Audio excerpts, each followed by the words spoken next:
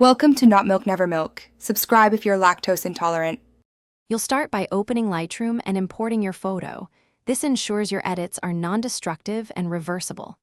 Once done, tap the Mask tool because masks let you isolate the subject from the background. Make sure Auto Mask or Select Subject is visible. It speeds things up by detecting edges. You're not erasing pixels yet, you're creating a selection.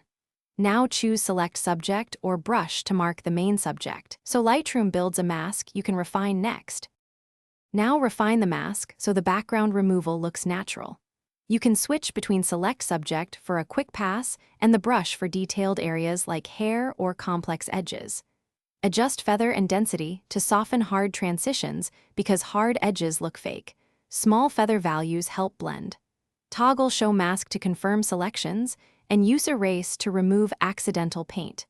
If you want to affect the background instead of the subject, invert the mask so adjustments to remove the background, invert the mask so adjustments affect everything except the subject, then lower exposure to near black or reduce texture and clarity to effectively hide it.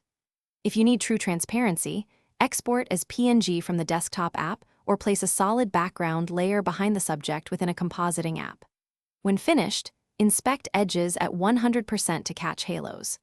If something goes wrong, reopen the mask and refine with the brush, lowering feather to remove halos. That fixes most edge issues. Thanks for watching. If this was helpful, leave a like and consider subscribing. See you next time.